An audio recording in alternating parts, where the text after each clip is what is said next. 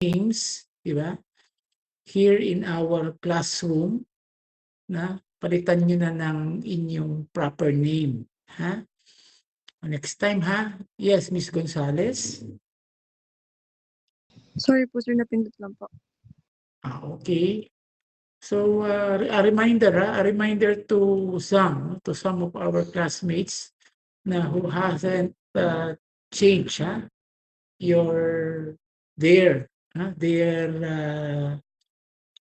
email address name here at our class in to kindly change your name properly. Yan, yung gaya niya kay Miss Gonzales, Maria, yan, Mitra, Tolentino, etc. And the rest, pakipalitan na po natin yung ating email name. Yan, Miss Honey Rose Obilio, though kaya ko nang i-decode yan. No? Miss Palermo, Angel, yan, Grace. So, kung whatever it is, please kindly, para mapabilis tayo, para mapabilis ang ating mga tawagan sa ating klase. Okay? Akin na lang after para mapabilis tayo. Sige, for today, mayroon namang I was informed kanina na baka na hindi maka-attend ang lahat dahil nga sa inclement weather. But wala naman, at least dito sa lugar namin, walang ulan dito sa parting Makati, I don't know lang sa Quezon City kung maulan, So I hope everyone is okay, everyone is safe, Is Miss Da Costa here? Can you kindly raise your hand? Miss Da Costa, are you here? Wala pa yata. I'll just check. Hindi ko naman sa ko siya, kasi at least kung I'm just looking for Miss Da Costa, if she's still not here, kasi parang wala. And I'm trying to look at her also, kasi parang wala siya minsan sa ating master list. So I'm just trying to fix her presence sa ating klase. And if she's not here, Ms. Da Costa, mag-note na lang ako dito. Because she's our classmate from East Timor,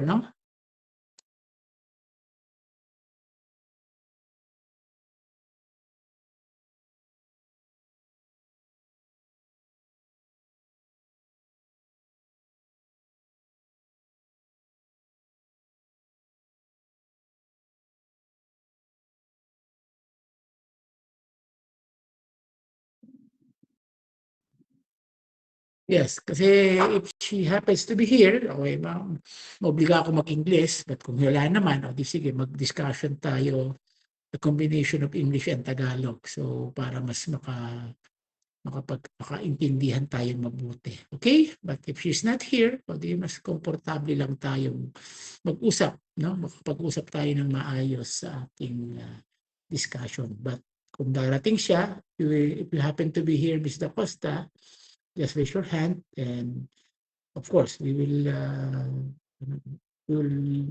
have our discussion in English for everyone's sake. Okay?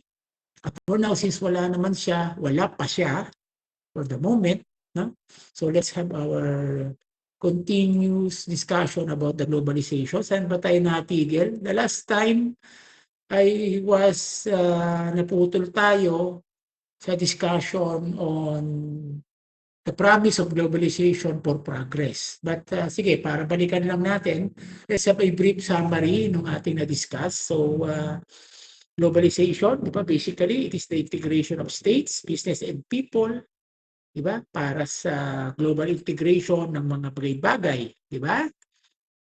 So, yan. Sa presentation, iba't ibang tawag, iba't ibang usapin, regarding globalization, but the important thing is what is really globalization. And I ask each and every one of you to give an example on this, Marami nagsabi, ito na yun, internet, yung mga imported products, na nakikita natin sa ating bansa is really a part of globalization because hindi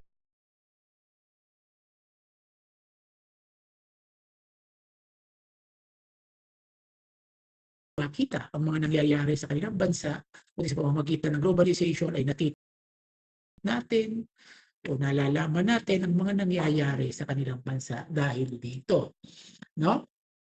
So basically, globalization is the free movement of capital and trade, and of course, dinagdag ko na dyan, globalization too is the free movement of people. At dahil dito, nagkakaroon tayo ng single global economy, di ba? At ang palitan ng mga kalakal, impormasyon, pagkain at serbisyo ay napakabilis, no?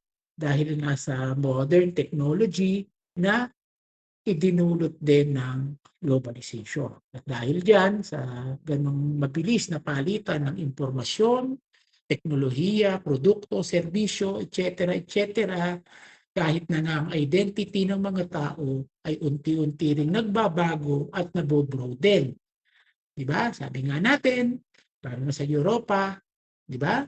Ang mga taga-Spain, ay hindi na lang sila Spanish. Ang tingin nila, sila ay European in general.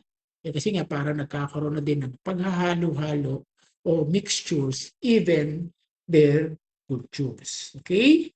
So basically, globalization is economic integration, cooperation, free trade, free market, where products, services, goods, capital, and even people, di ba, cut across each border. So borderless economy na ito. Actually, hindi lang borderless economy, this is already a borderless world. Malaya na ang galawan, malaya na ang palitan, malaya na ang ugnayan ng mga tao. At ang nangyayari nga, ang buong mundo na ang parang lugar para sa buong tao. Kahit ang production ay nasa buong mundo na, at buong mundo na ang lugar ng buong tao. So yan ang idinulot ng globalization.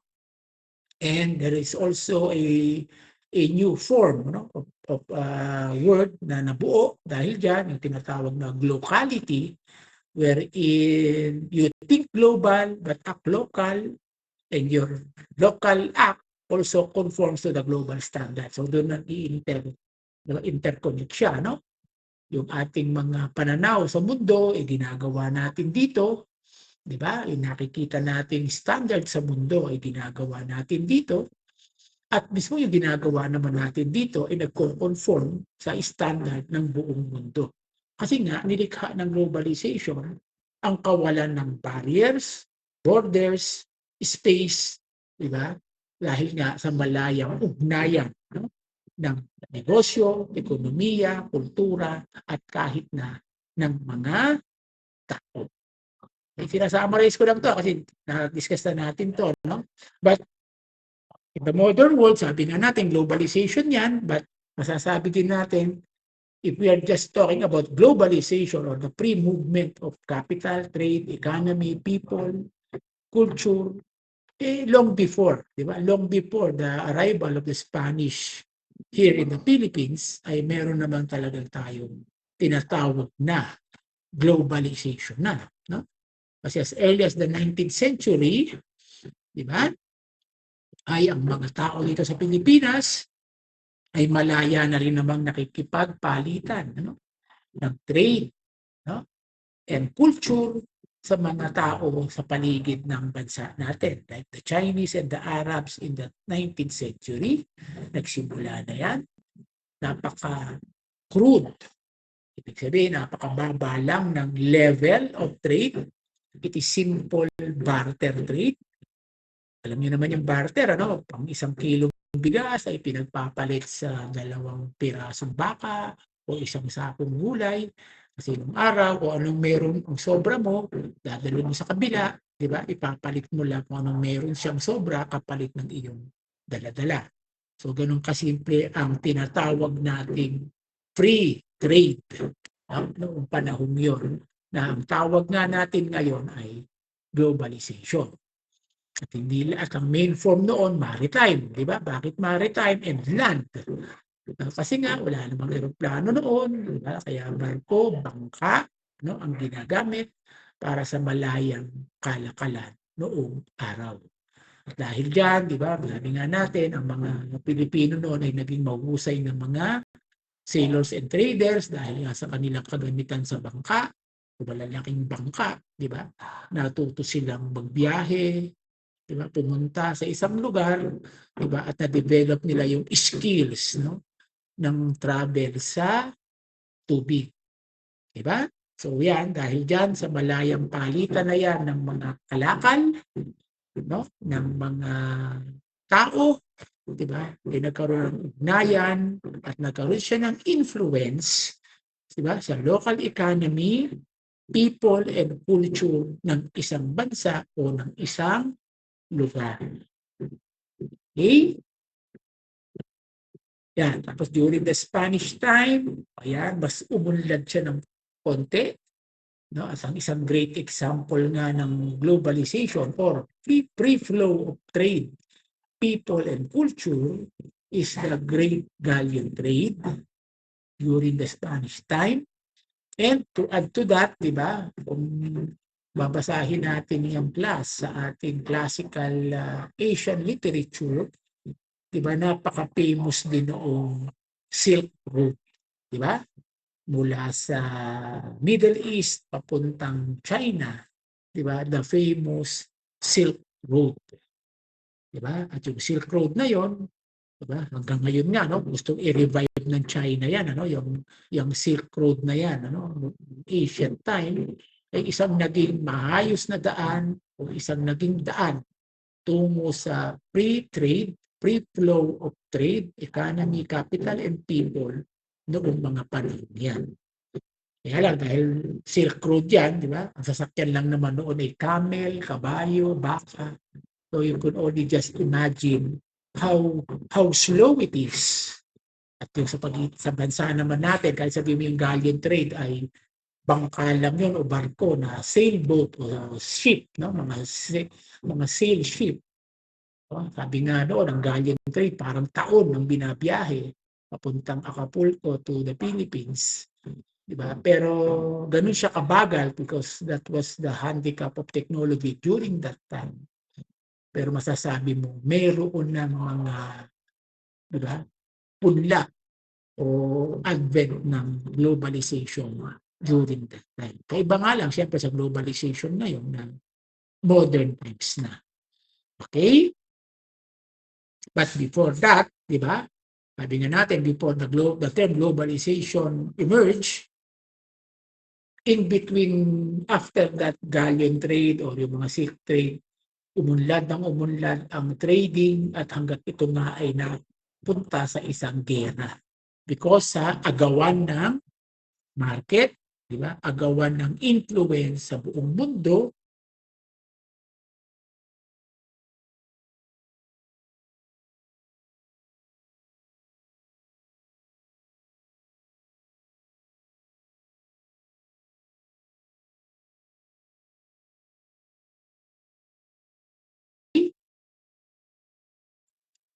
so, when we talk about globalization, it is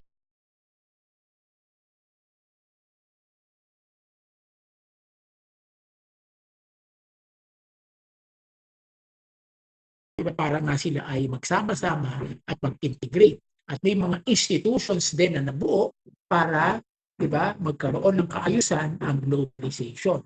So sa mga next topics natin, tatalakayin natin ang mga bagay na ito ng mas detalye.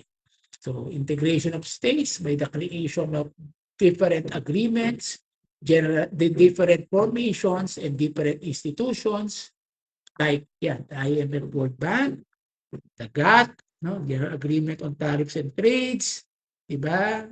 The NAFTA, the World Trade Organization, the APEC, and even here in our region, diba?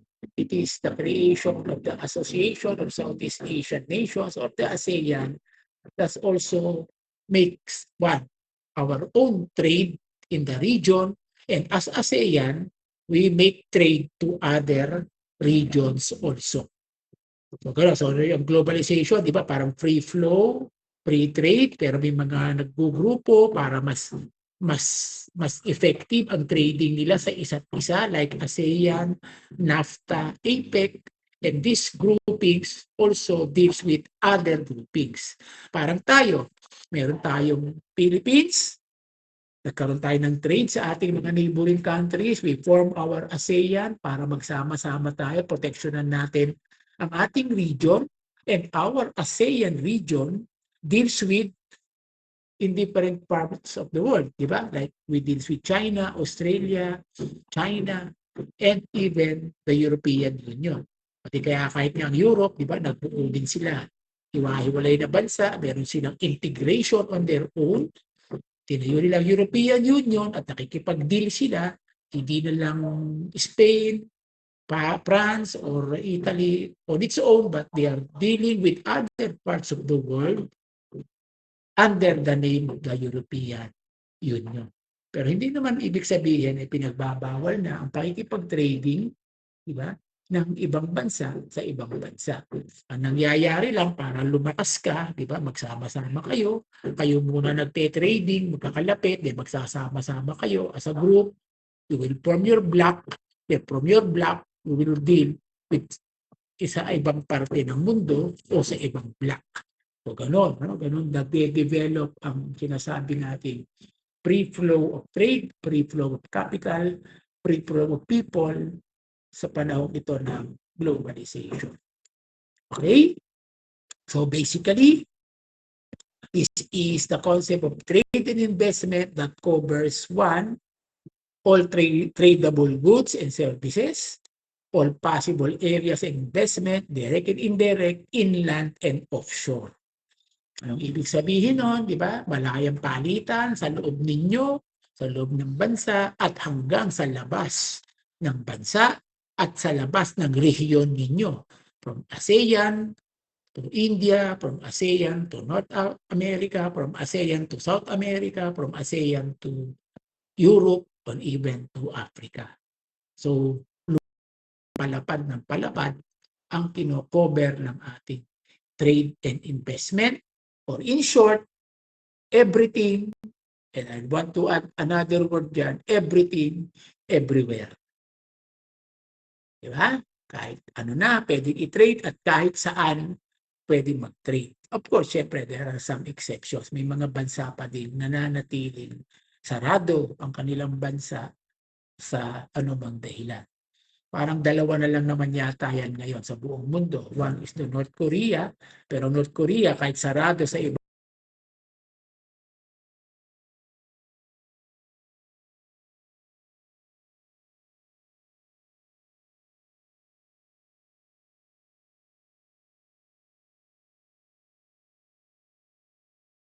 military rule ngayon sa kanilang bansa. So kaya parang sila naman ay nako-contain. Hindi pa sila open sa global trade. Mas under sanction. And even North Korea is also under sanction because of what the other nations or the United Nations perceive to be, di ba, an authoritarian state. So parang ina-isolate sila, but besides that, you can see North Korea is also having its own trade, yeah, with China and now Russia. And of course, North Korea also is having its own trade and establishing also its own trade to some other nations, no, na willing to have a trade with them. And I think, di ba, yung bagong formation na BRICS, no, yung Brazil, Russia, India, China, and South Africa is now considering having a trade with North Korea. Okay? Yan, dito. So dito, I think dito tayo natapos nung last time natin. So if you talk about globalization, it promises progress. Why? Why class, no? Bakit pagka itong term na ito, itong process na ito, globalization, which, lalo gusto kong tandaan ninyo na, when we talk about globalization, it is the integration of states, economy, and people. How will it brings progress to each and every one of us? And that is what it is being promoted. Ibang bagay kung iba ang nangyayari sa aktual.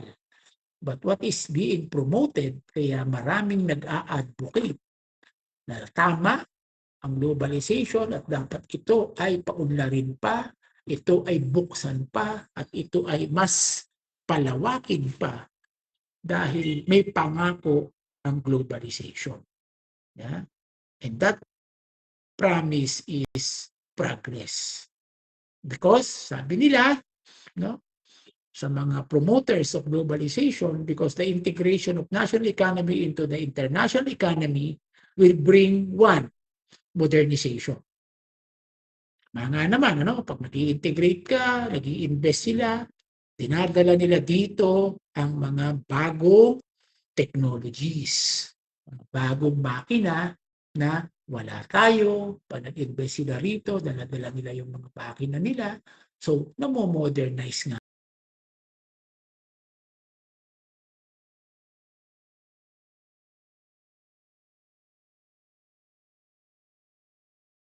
Standards, gumaganda, nagiging parang world standard, di ba? Ang ating mga local products, and even introducing in our local market new products na hindi pa natin nakikita. Totoo naman yung class, di ba? Dati,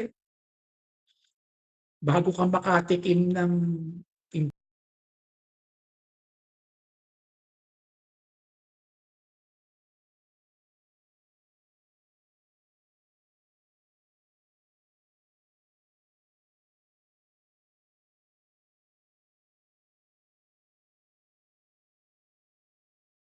mga later part, pupunta ka ng Cartimar. Andun lang talaga mga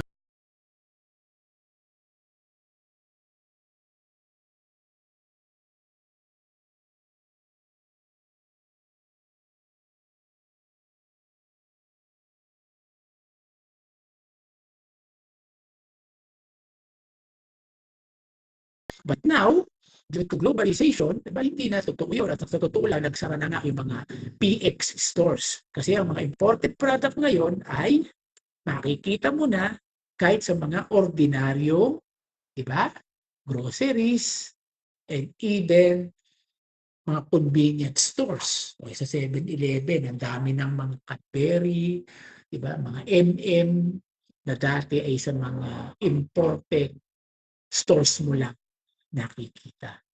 So yan ang isang sinasabi nilang progress. So on some point, oo naman, di ba? And with the modernization, with the introduction of modern machines and technologies, di ba? Efficiency and increased productivity happens, di ba? Not just quality of goods and services, but also timely supply of goods is needed. Hindi lang nakakakita ka ng kalidad, no, ng mga produkto at serbisyo kung hindi on the spot. Di ba? Nakikita natin. Okay? So yan yung progress. Oh, can you say something about pa dyan? Halimbawa class, meron pa ba kayong masasabi o maidadagdag dyan when we talk about progress being promoted or what is happening, di ba? On a country or on a nation or in a region because of globalization, nagkakaroon daw ng pag-unlad. So, do you believe in that? Ang isa, sabi na kasi meron modernization of the means of production. Modernization ng mga kagapitan sa production. And this modernization introduces quality products and not just quality, kung hindi timely supply of imported or new products. Okay? So, kuha niyo ba yun? No? Yan ang promise ng globalization. Okay? And another, di ba? Globalization also promises business to modernize. O yan ang binabanggit na.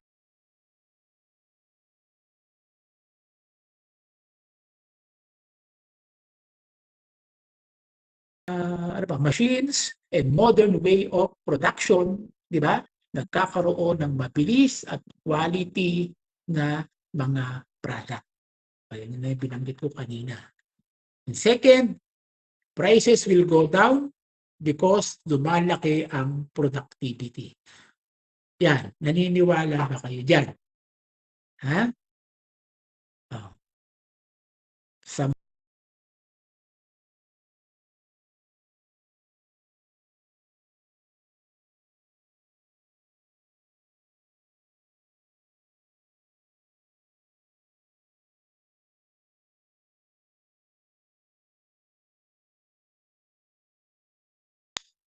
prices will go down. Kaya sabi, because of our production capacity. Naniniwala ba kayo dyan? May nag-comment.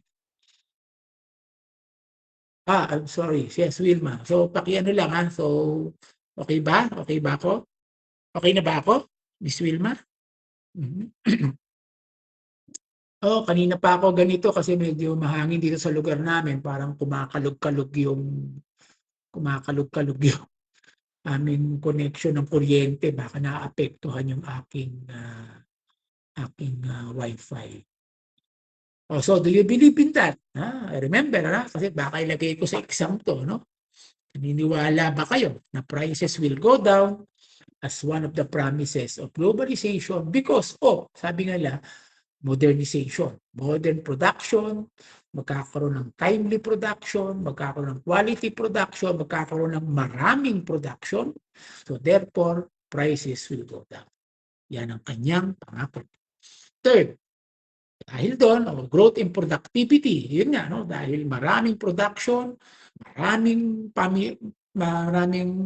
bibilihin, dahil mababa, marami ang bibili, therefore, tataas ang growth domestic product o GDP kung tawagin. Are you familiar with GDP? Ha? Class, tingnan nga natin. Anong pagkakaintindi nyo ng GDP? Kasi lagi mapapanood niyo yan sa balita na ang sukatan daw ng pag-unlad ng isang bansa ay ang kanyang gross domestic product. What is GDP, class? Ha? GDP. Ang tawagin ay gross domestic product. Ayan ang GDP. No? So versus GNP. Meron pa tinatawag na GNP. Tinatawag na gross national product. I-define natin ang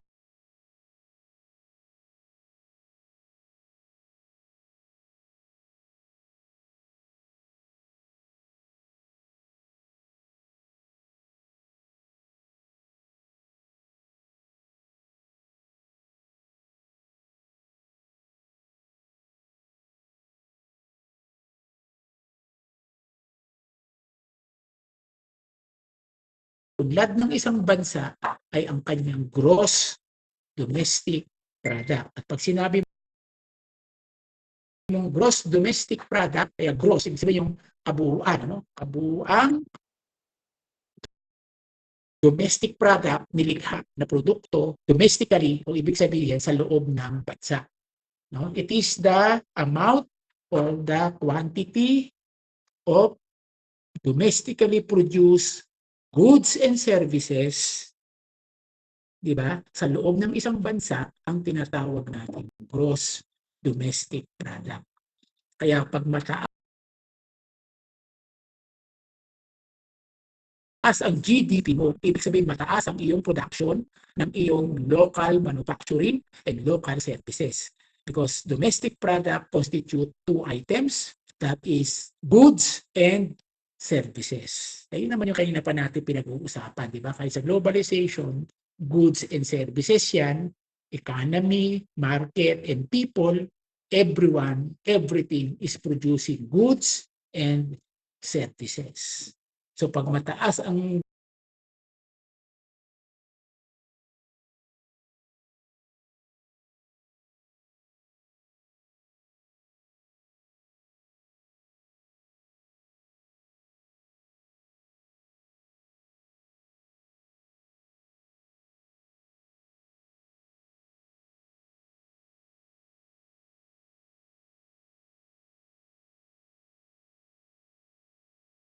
pera galing sa labas ng bansa. O yan, tandaan niyo yung pagkakaiba na yan, ha? Ito naman kasi, ang GNP, kaya mas mataas yan sa GDP dahil ang GDP yung production mo ng goods and services sa loob. Idagdag mo dyan yung remittance ng mga dollar ng OFW natin, yun ang magiging GNP. Kaya mas malaki yun. Pero alisin mo yung remittance ng dollar mula sa mga OFW natin, ang sukatan ng ating pag-unlad ay yung sarili nating production, kaya yun yung gross domestic product. Idagdag mo yung GNP o lalaki ang iyong idagdag mo yung dollar remittance mula sa OFW, lalaki ang tawag doon ay gross national product. Kaya mapapansin nyo class, sa economy, mas mataas lagi ang GNP sa GDP. Dahil nga, may mga perang pumapasok galing sa labas.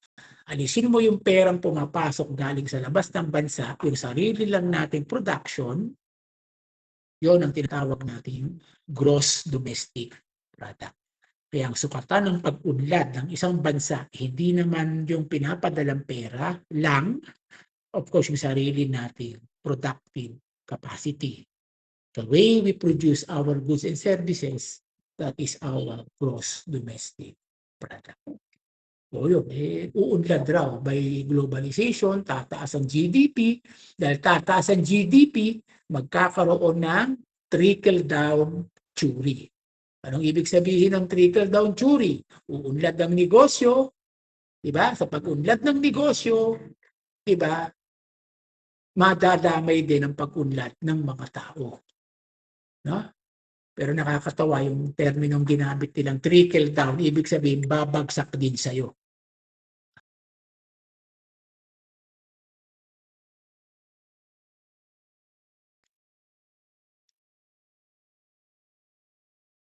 Sorry for that, naputol yata ako. Kanina pa, medyo erratic nga din yung aking so nakakatawa lang, no?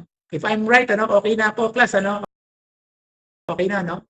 So nakakatawa lang kahit yung sinabi nilang trickle down theory, di ba? Kaya trickle down para mababagsakan lang tayo. Ibig sabihin lang yung umaapaw na kita, di ba? Umaapaw na kita ng mga negosyante ay babagsak din sa atin. So babagsak sa atin yung mga sobra na lang nila. Di ba? Gayun pa man, sabi nila, sa pag-unlad ng negosyo,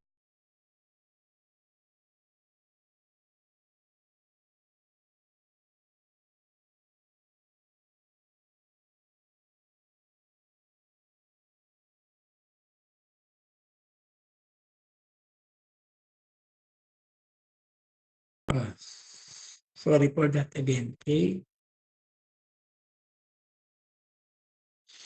Ayan, so sa pag-unlad ng negosyo, nga daw, matutuluan din tayo. Trickle down. Yung sobra sa bulsa nila, malalaglag din papunta sa atin. Anyway, ayun ang sinasabi nila. Pero totoo din nga bang nangyayari yun? Diba? Yung bang yung fast development ng business ay talaga bang nagtitrickle down sa buhay ng tao? Natin, i-analyze niyan mabuti.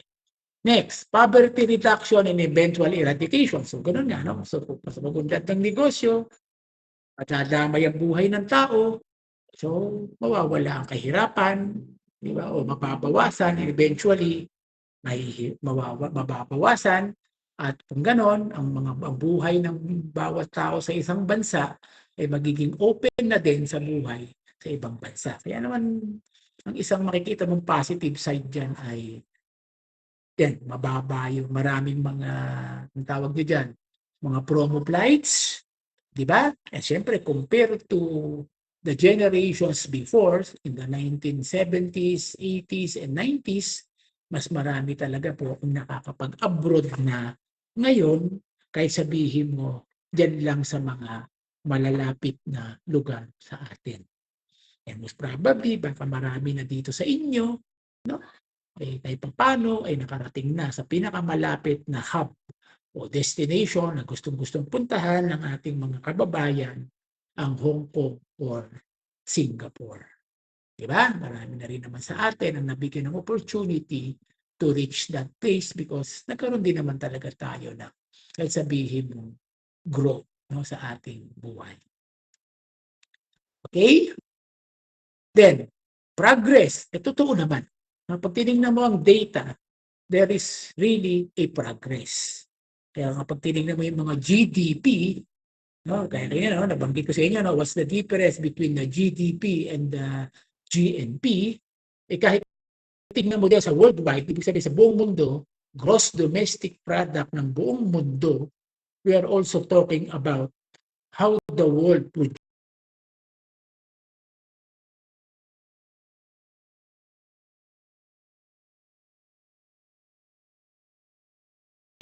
The data shows, di ba, noong 1960, ang capacity ng mundo to produce its own goods and services, the GDP was only about o nagkakahalagang $1.36 trillion. Ganyan kalaki ang production ng mundo. Ganyan ang halaga. Ganyan ang yaman ng mundo. Diba?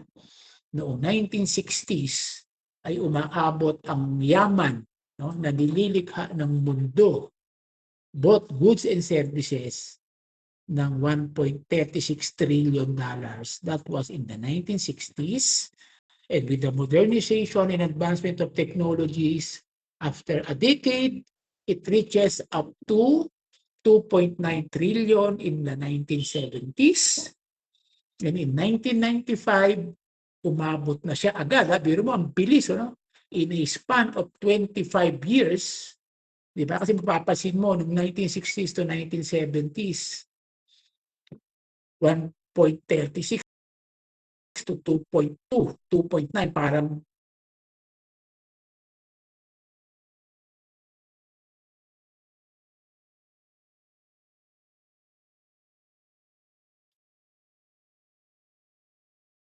20 years later, no, ay hindi lang na doble, hindi lang na triple, kung hindi nag-multiple, di ba? 10 times.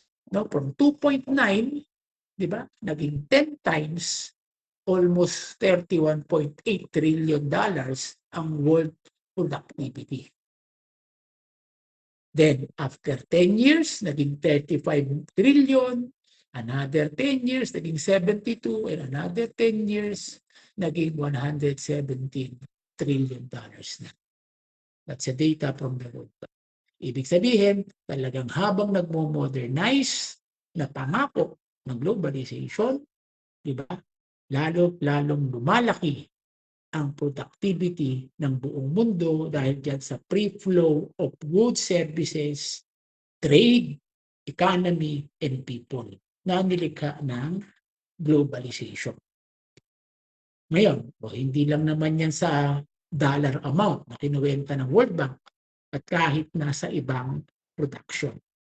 Milled rice, sabi nila milled rice, yung mga bigas, no, na inaani at pwede nang kainin.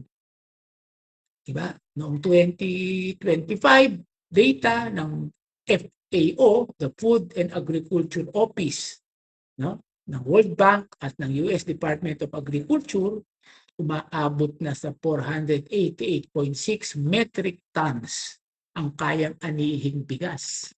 When you talk about metric tons, di ba? 1 ton is 1,000 kilo and metric is another 1,000 kilo. So that's what about 1 million kilo. So that is 488 million kilos. Imagine niyo na lang, gaano karaming bigas yan. Dagat ng bigas yan. Na talagang kayang-kayang pakainin ang tao sa buong mundo. Ang meat, no, dahil nasa modern way of cattle, di ba? Ang pagre-raise ng baka, animal industry, nakakapag-produce na tayo ng pagkain karne ng halos 262.8 million metric tons. Ganun din ang isda, ganun din ang gatas, ganun din ang asukal, at ganun din ang mais. Just imagine how, di ba, how great the production that globalization has done, di ba, to this world. And our world population is just about 8.2 billion. Maraming ang nagsasabi sa kwenta nila, kung yan lang naman ang population natin, alisin mo yung ilang mayayaman, kayang-kayang pakainin, di ba, ng productivity ng buong mundo ang mga tao sa buong mundo. O ano yun, class? So that's what globalization practices. Ang ibang bagay, kung yun nga ba ang nangyayari sa totoong buhay. Okay? Now, here, even in the Philippines, no, sa advent ng globalization, mula 1980s hanggang 2020s, mapapansin mo din na ang bilis ng atin or consistent ang ating gross domestic product or ang ating pag-unlad. Mapapansin mo yan, no? Yung nasa bottom ng aking diagram, no? Mapapansin mo ang 1980, nagsimula yan, 5.14 hanggang 1989, nag 6.205 ang ating GDP or nag-average tayo ng halos 4 to 5% GDP every year. Papansin mo lang dyan, noong 1984 at 1985 na nag-negative tayo, negative 7.3 at negative 7.3 noong 84 and 85. Bakit? Bakit nyo masasabing nag-negative tayo noong 1984 at 1985? Pero other than that, 8 taon tayo papaunlad ng papaunlad. Any guess? Any guess, class? Why our nation ay bumagsak ang GDP noong 1984 to 1985? Of course, hindi pa kayo buhay niyan, pero any guess? Sino makakahula? Wild guess? Corruption? Yes. That's one. Hanggang ngayon nga may corruption pa di ba? Yung sa flood control nga Yes, corruption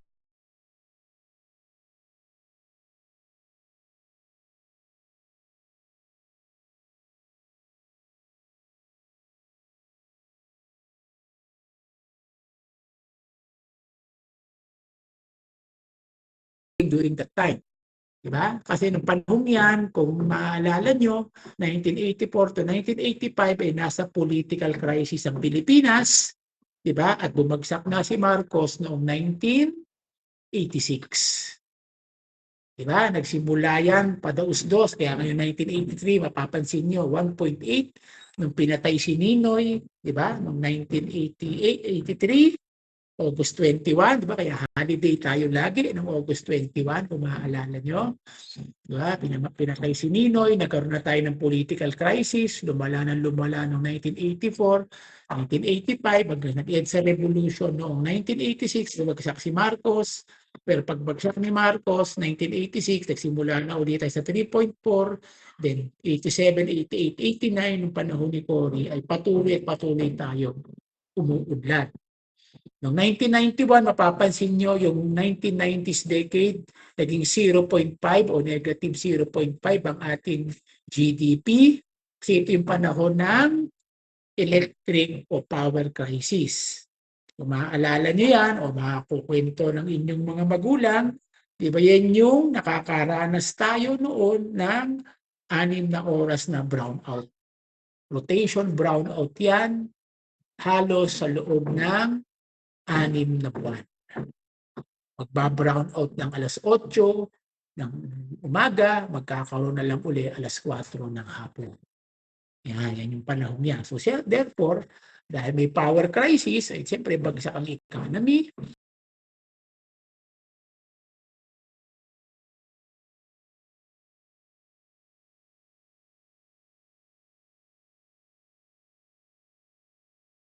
dahilan naman din rin nagkaroon ng Asian financial crisis because of the globalization, kasi nag-develop na ang globalization noong 1992 plus, nag-i-integrate ng ekonomiya, dahil integrated ng ekonomiya, nung bumagsak ang ekonomiya ng Thailand noong 1998, damay ang buong ekonomiya ng buong Asia. Kasi nga sa integrated na ang buong production system. So bumagsak uli noong 1998, pero after that, naka-recover noong 1999 at patuloy na uli ang positive growth domestic product growth natin sa bansa natin hanggang 2012. No? And kung titignan nyo, mula 20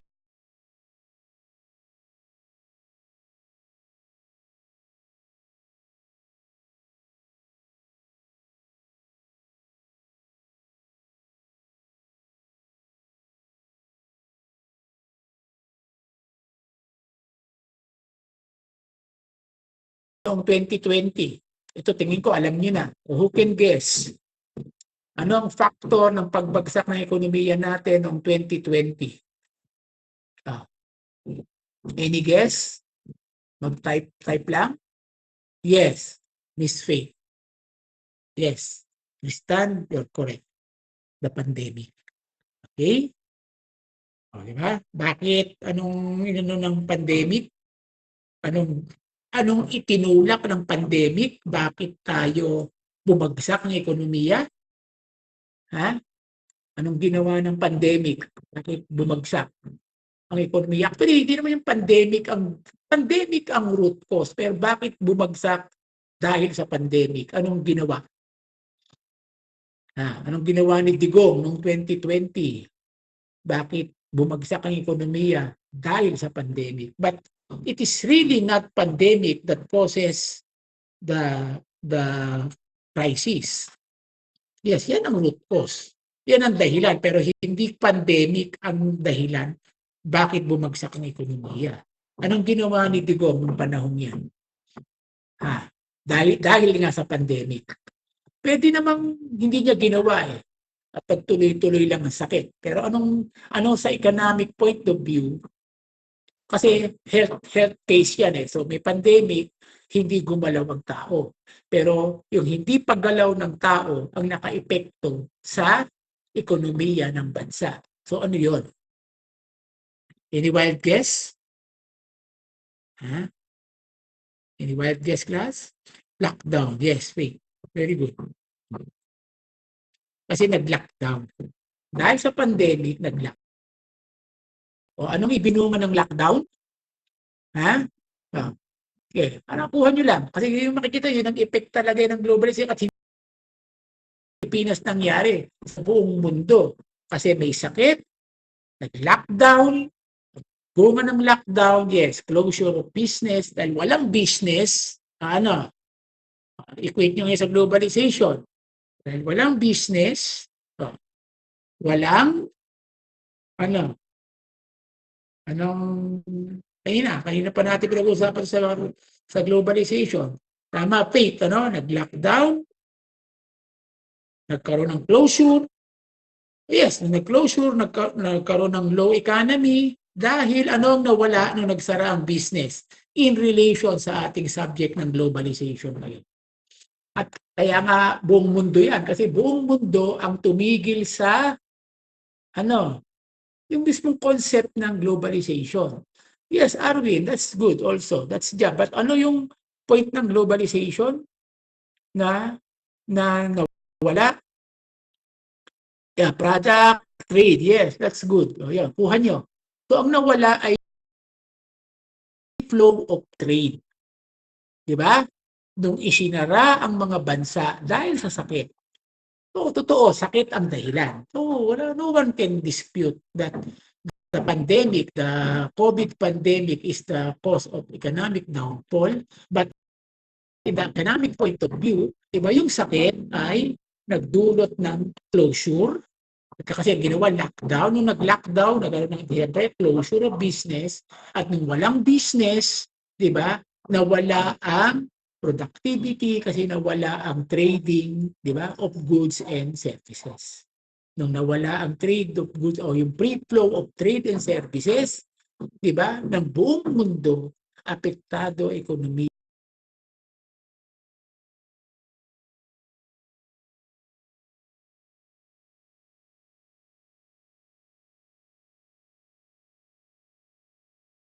'21, 5.6 na, 2022, 7.6, o yan, 5.6, at nakaraang taon lang ay nasa 5.7, patuloy na uli ang pag-unlad ng Pilipinas at ng buong mundo.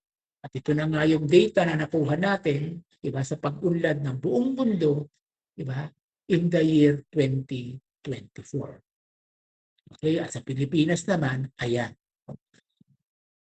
So, we're discussing this data to show each and every one of us that, balikan ko lang, di ba, globalization promises progress. Di ba? Yun lang naman. So, makikita nyo talaga, bumilis, tumaas ang productivity ng bansa natin at hindi lang ng bansa natin, kahit na ang buong mundo. Why?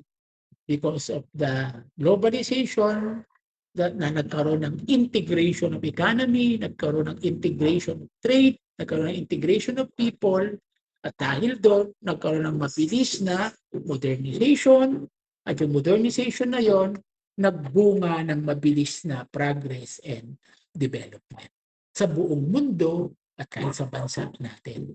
Eh, huwag kayong maniniwalang naghihirap ang bansa natin. Yeah, I will say, data will show that we are consistently from 1980s, 90s, 2000, 2010, 2020s, for the past 5 decades plus, the Philippines is continuously growing. At meron lang instances, o mapapansin nyo parang 5 instances lang ng political crisis ng 84-85, power crisis noong 1991, Asian financial crisis noong 1998, and the COVID pandemic crisis noong 2000.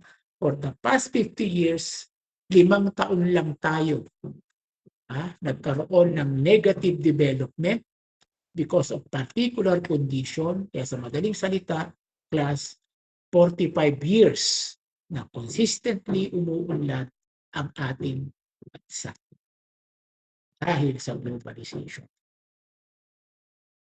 Okay? Any note on that? Kuha nyo yung point ko. Kasi we are discussing here about globalization promises progress. And data will show yan sa buong mundo at sa buong Pilipinas that globalization really contributes to the increase of to the world's GDP and to our own country's GDP. Sana nandito si Da Costa, no? We can also ask if the GDP of East Timor is also continuously growing, no, in the past decades because of globalization. And Ms. Da Costa being present here with us is also a concrete example of integration of people. Now comes, so ito na yung mga key takeaways natin, no? So for you to understand globalization, key takeaways na ito, ha? Kasi gusto ko, kaya kanina nung sinasabi ng isang classmate natin, no, na if we can postpone, at kung tuloy na natin kasi fundamental itong understanding ng ating the contemporary world. Itong first 3 discussion natin para mag-guide sa ating darating ng mga discussions pa, no? One is our understanding about globalization. So when we talk about globalization, no, we are talking about internationalization of the production processes.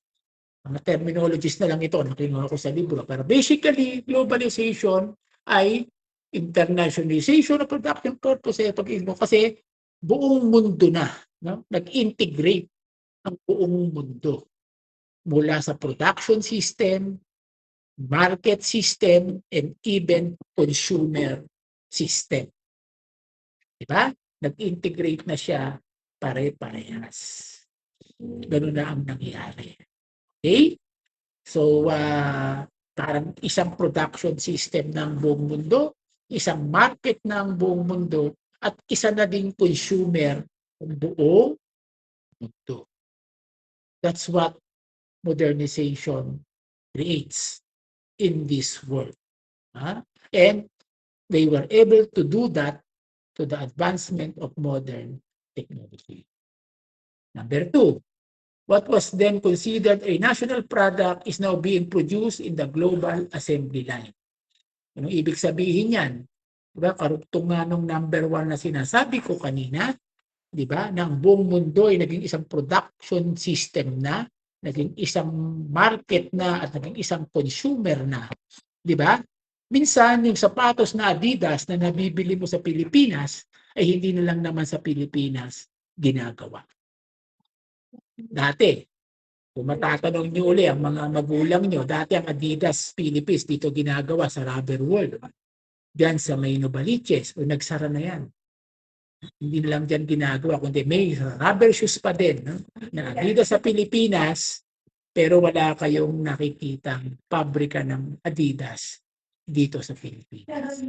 Meron dito isang parte ng paggawa ng Adidas, pero hindi rito ginagawa ng buo kasi nga ang buong Adidas ay ginagawa ng sa buong mundo at makikita mo sapatos nandito sa Pilipinas. May opisina ang Adidas dito, pero opisina lang ng kanilang market and sale at coordination, pero hindi mo makikita dito ang buong pabrika ng Adidas. Kaya yung sinasabi ng number 2, di ba? Yung isang national product o isang produkto ng anumang bansa ay nasa global assembly line na. Then, 3, trading them all in the world market. O hindi na lang naman sa Pilipinas binibenta ang Adidas.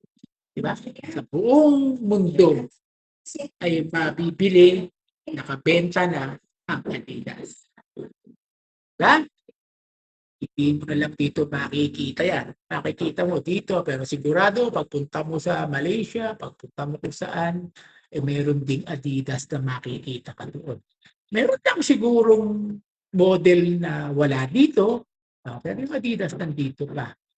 I-discuss natin yung bakit may ibang model na sapatos na wala dito at may model na nandoon mo lang makikita sa bansa na yon. We will talk about that sa pag-discuss na natin ng multinationals and transnationals corporation. Doon natin siya i-discuss ng mas malalim. But again, point number 3, globalization transforms the world into one single market. Okay? Number 4, enable capital to move freely in real time. O yan na rin. No? Anong ibig sabihin yan? Ang pera ng buong mundo ay malayang gumagalaw on time o real time. O, imposible ba yun ngayon? Ha? Can you give an example of the real time of the pre-movement of capital or pre-movement of money? Ha? Can you give an example, class? Ng real-time pre-movement of capital. Ano mga sample nito? In simple sample lang na nandiyan sa cellphone nyo. Maliit na sample, pero yan ang magpapatunay na real-time movement of money and capital. Ano yun? Nasa cellphone nyo. Hindi naman stock market. Wala naman sa cellphone yung stock market. Yeah, stock market is also good. Real movement of capital yan. Pag nag-trading ka dito, pagka kinol mo, yung bid mo, buong mundo na kagad, marirecord. Tama naman yung Kristan. Tama yan. Tama ka dyan. But, yung simple na pre-movement of capital lang na nandiyan sa cellphone nyo, ano yun? O wala kayo nun. Tuda naman ako. Meron kayo nun. Ano yun? Yun nga pinambabayad nyo minsan eh. Bibili ka nga ng milk tea, ini-scan mo lang QR code eh. Yan, tama. Iyam, GCash. Yeah, that's a good example of pre-movement. Who could have imagined na mangyayari yan ngayon, class, di ba? Ngayon nga, GCash mo, kahit na biro mo, order pa sa China yon, di ba? Ano pa yung pangalawa? Yung Lazada na yan, yung Shopee na yan, o di ba? O order ka sa Shopee, o i-GCash mo bayad, after 2 days, nandiyan na, kumakatok na yung lalamove sa bahay mo. Dala-dala na yung t-shirt o ano man ang in-order mo sa Lazada. At alam mo, galing siyang China o galing siya sa Vietnam, etc., etc.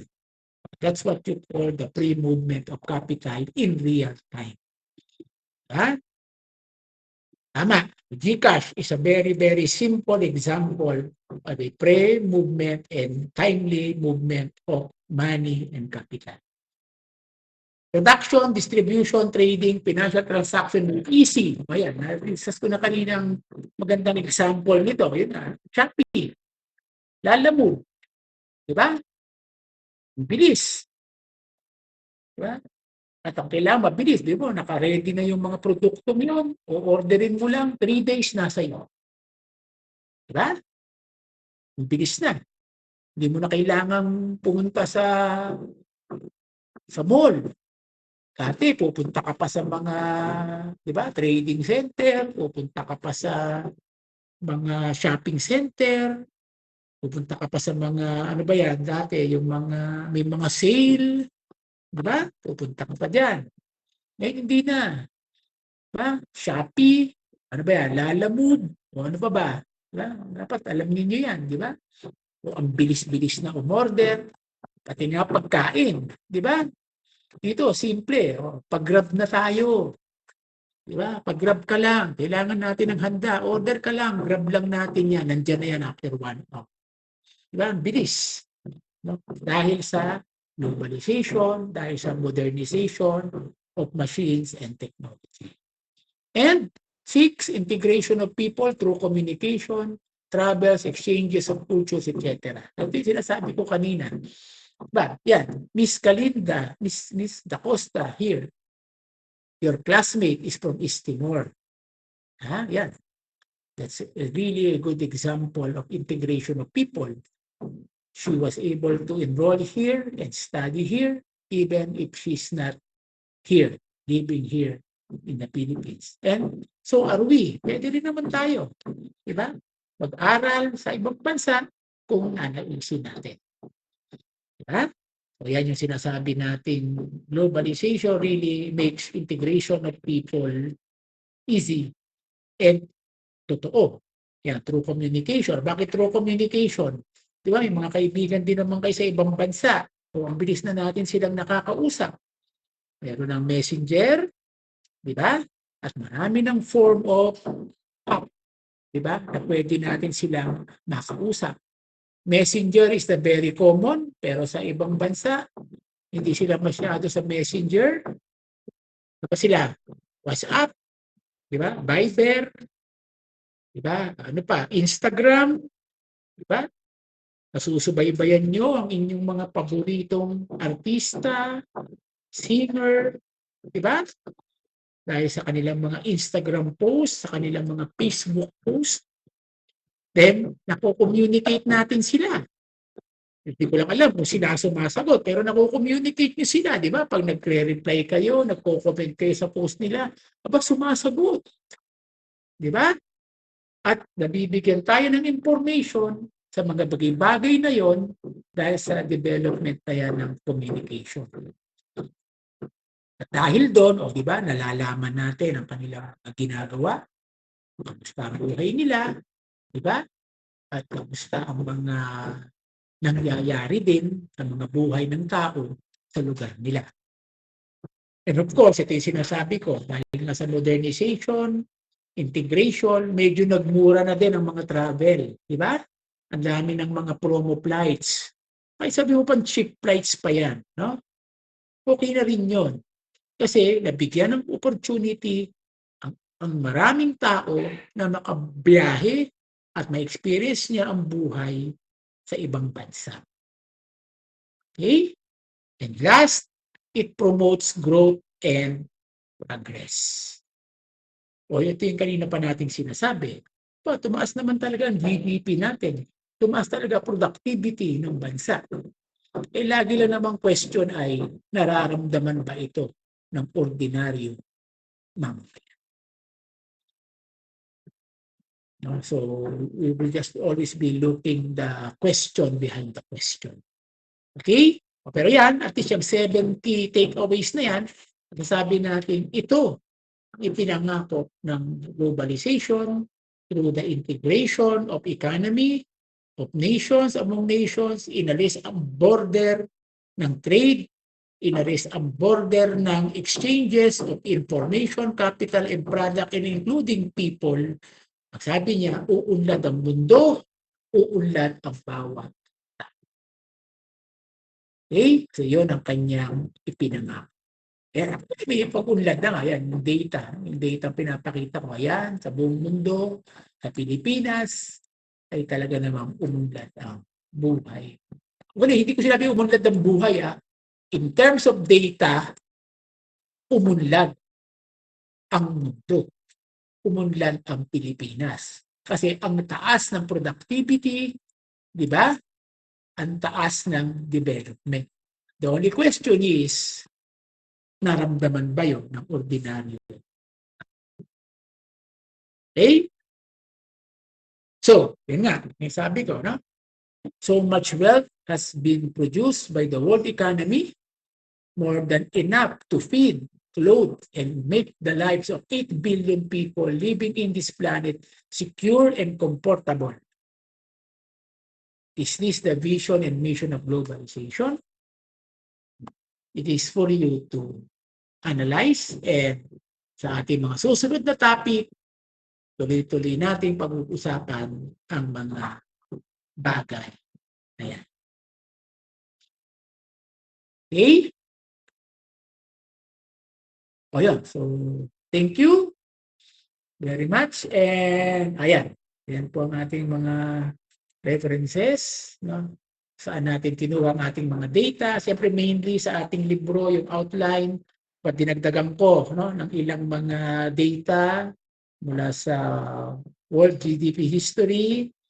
Yan, konting quote mula sa libro ni Lenin.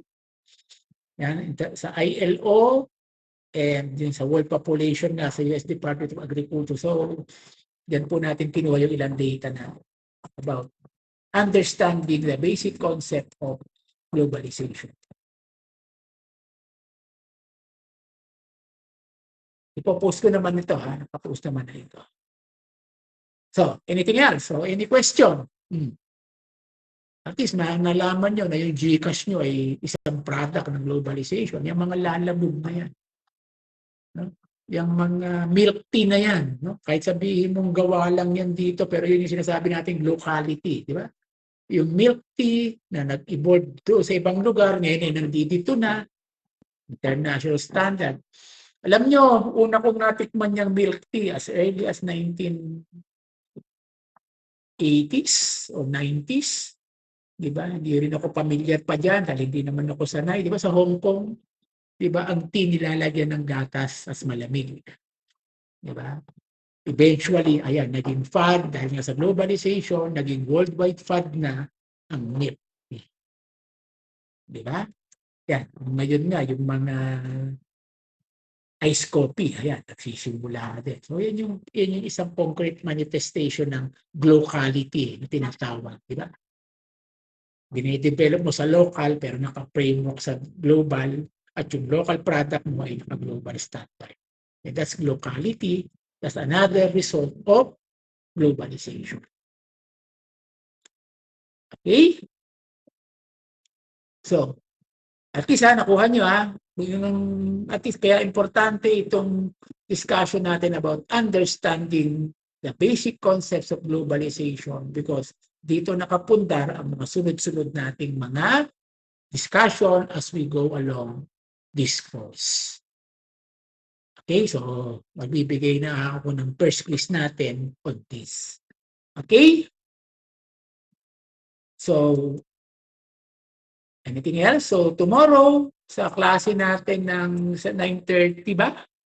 11:30 to 9 or 9 to 10:30, 1.5 hours. So let's try to finish. At least, sige, kahit kung hindi man natin matapos, we will be discussing tomorrow about the structures of globalization. So mas palalimin natin yung binabanggit ko dito kaninang itong concept ng ano ba yun kanina?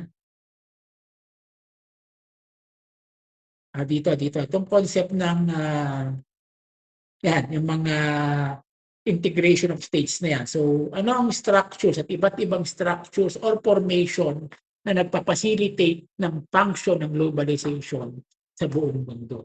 So, we will deal with this integration of states, yan, with this international formations and international associations na siyang nagre-regulate at nagiging decisive sa function ng globalization. So that will be our discussion for tomorrow, a little in-depth on the particular topic of the integration of states para makita nyo na mga bansa nga ba ang nag-i-integrate o ang mga korporasyon.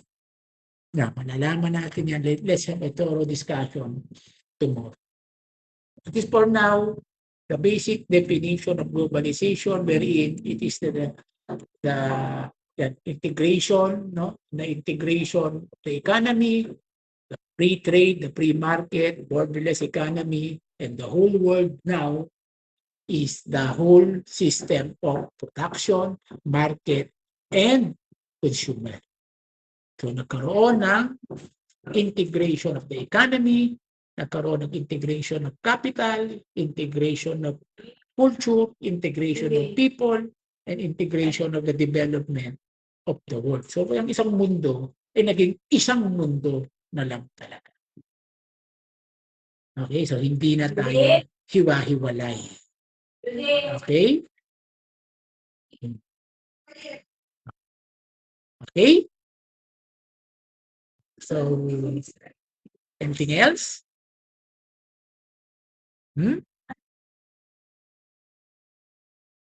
Okay, none.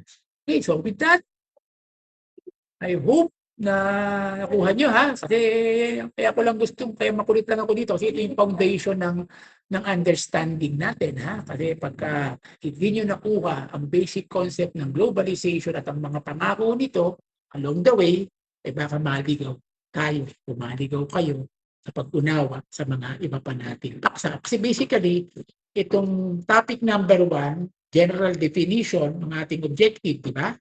Yun kanina, no? So, na-meet ba natin? No? Ma-identify ang underlying philosophy of the various concept of globalization to integration. Kasi yung ating working definition at ma-differentiate natin ang iba't ibang concept ng globalization. Then, we will go deeper into each and every concept na yan as we go along the course.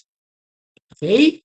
So, by the end of the course, sana alam niyo ang globalization, anong epekto nito sa buhay ng tao, anong epekto nito sa mundo, at is there really an alternative for globalization? Yun, ang mga further studies pa after ng ating course. Okay? Okay, so kung wala na, no? I will dismiss the class early para mapagpahinga ng konti. I'll see you all tomorrow para sa ating discussion topic number 2. Okay, face-to-face na tayo. So I'm hoping na mas magkaroon din tayo ng integration of ideas tomorrow. Okay? So sharing of free flow of ideas tayo. Gamitin natin yung TV and we will also use the whiteboard for our free discussion tomorrow. Okay? So with that, class dismissed. I'll see you all again tomorrow. Have a good day, class. Okay, bye-bye, bye-bye. Ingat kayo. See you all again tomorrow. Bye-bye, bye-bye.